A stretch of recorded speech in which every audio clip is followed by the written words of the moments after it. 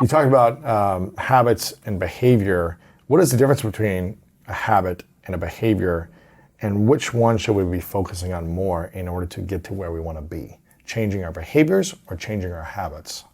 A habit is a subset of behavior. It's a pretty narrow subset, actually, if you look at the like true scientific definition. So Wendy Wood of the University of Southern California is I think the world's expert on habit, and she would define it pretty rigidly as something you basically do automatically without almost consciously realizing you're doing it, right? Like you sort of make the coffee in the morning with the coffee maker, you hit the buttons, you don't even remember. You're just like you shampoo your hair, right? And you're like, did I do the shampoo already? I was thinking about something else. You drove to work and you don't know how you got there. You're like, what? Because you're on autopilot, right? So that's like, those are the really rote activities, like you hand sanitize if you're working in a hospital and you didn't even notice you did. Did I do that already?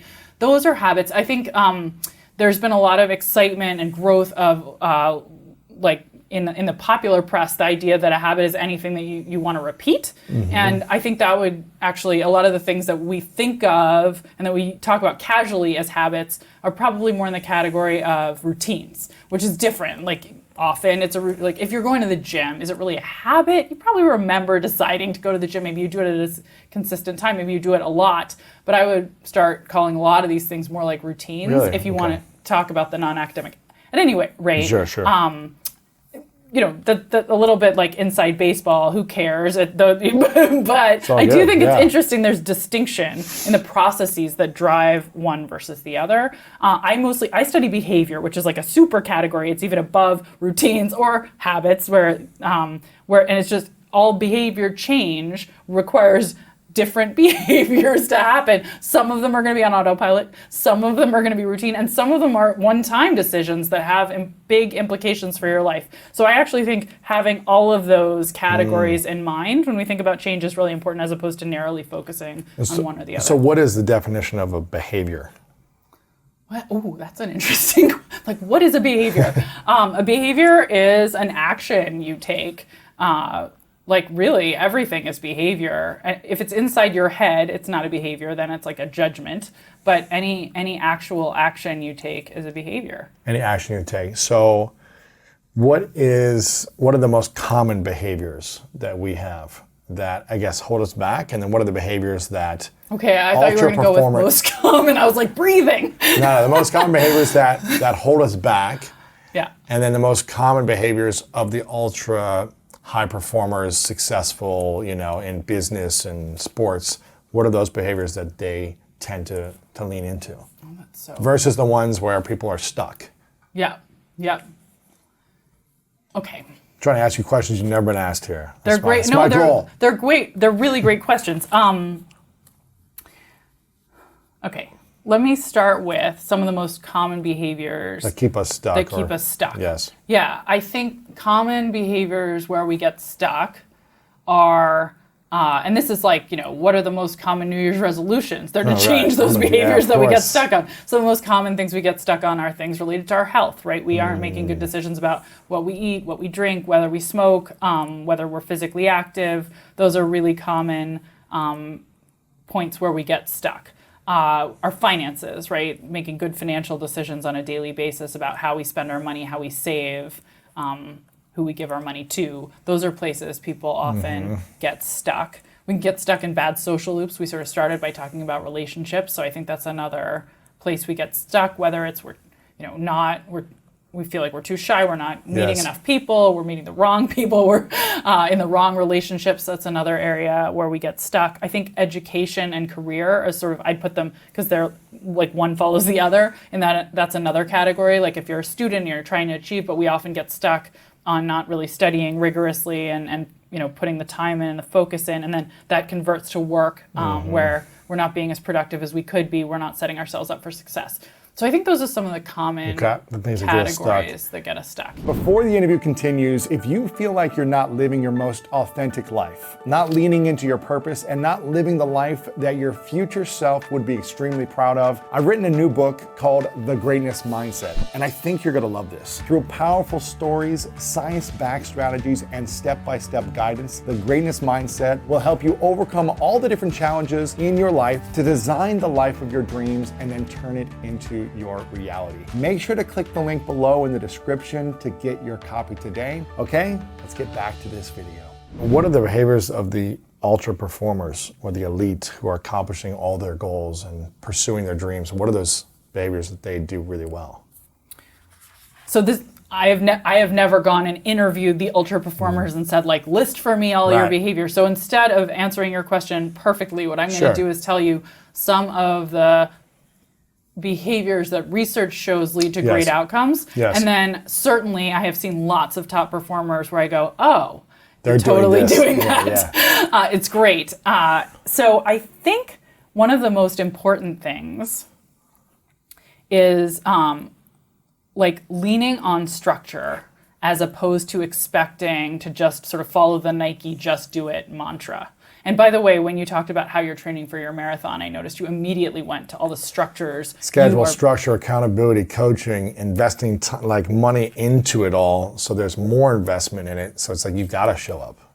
Yes. That is like, for me, it's so ingrained in me that if you want to accomplish your goals, you got to schedule these things you got to do on a daily basis and make it like. Break it down. What's the daily goal? What's the daily When are thing? you going to do it? What's going to cue you to do it? When? Who's going to watch you do it? Everything. All what's at stake for you? What's at stake for other people? What's the higher purpose that if you don't do this, who are you going to be hurting? And who is literally holding you accountable, Absolutely. right? You've got your coach involved. So those are the kinds of things. So structure is one of the leading academic, the research that shows which will help you get more results. Yes, and there's so many pieces of that, and like each one of them we could unpack and talk about studies from, okay, a big one is too often people say, I just have this big goal, this big, I think if I set a big audacious goal, and that, by the way, that's good, it's good to set stretch goals, but then you got to break it down, like into the, what are you going to do this week? What are you going to do today? What are those component parts? And people get a lot further. Research by Al Bandura, the late Al Bandura of Stanford, great thinker, sort of did some of the pioneering work on this. We just did a field experiment where we tested with thousands of people who wanted to be volunteering 200 hours a year, and they had committed to that goal. And we found that just sending them reminders not to volunteer 200 hours a year, but to volunteer 4 hours a week led to vastly better performance. Just that really simple change, even in the way you communicate about this. When you invite someone to start saving $5 a day instead of $150 a month, you get vastly higher take-up. Interesting. But it's identical. So just little framing shifts where you think about, let's break this down into the bite-sized component. Now it's harder to procrastinate on it. You can see how it's doable. It doesn't feel overwhelming. So you're saying if my goal is to save $105 or invest $105 a month or whatever this is, are you saying it's not the best approach to say I'm going to invest $105 a month, but I'm going to do $5 a day? Yeah, so 100. I can't remember what the Yeah, it's 150 because it's like 30 days roughly in a month. Anyway. $150 as opposed to saying I'm going to save or invest $150 a month. Trick your brain into saying I'm going to invest $5 a day. Right. You're saying by doing that, what should happen? We should have many more people raise their hand and say, I can do this. As opposed to $150 is too big for some people. It sounds big. You start thinking like, oh no, where am I going to have to cut? Like that's a big, like I'm not going to get to go out to dinner 3 times that I thought I was going to get to go out to, am I going to make my rent? So you're like focusing on that big category, $150. And this was an experiment that was done, led by Hal Hirschfeld at UCLA with a savings app, Acorns, and they just invited people, either some people get randomly assigned, do you want to save $5 a day or $150 a month? It's literally the identical outcome. They will take $150 out of your account monthly. Yeah, but but they framed it differently, and you get vastly higher take-up. Really? Something like 5 times more people are interested.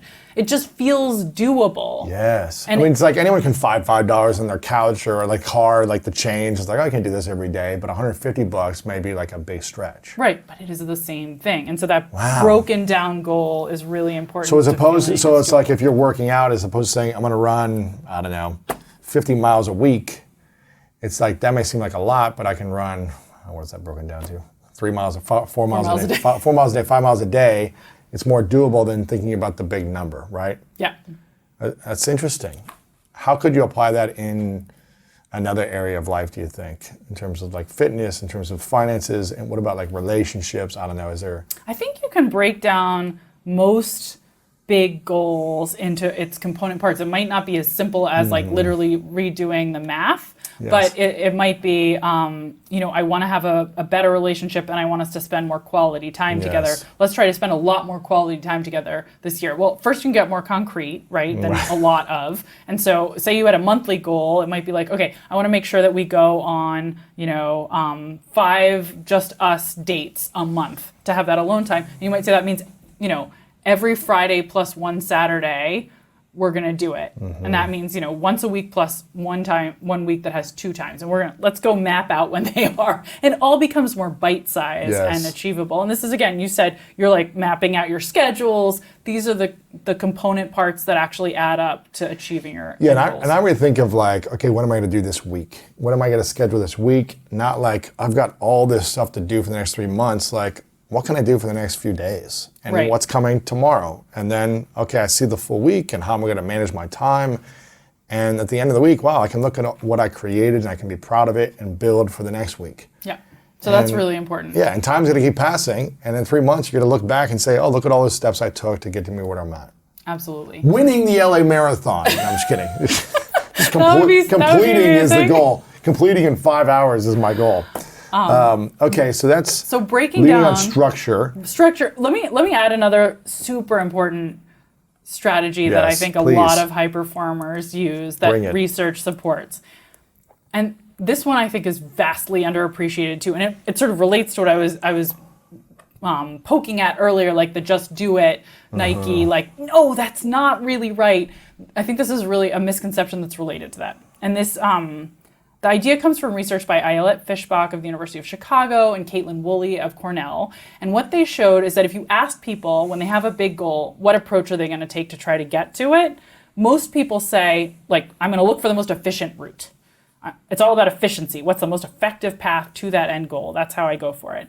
And like a small fraction of people say something different. They say, I try to find a way that I'll enjoy getting to that end destination. Have fun.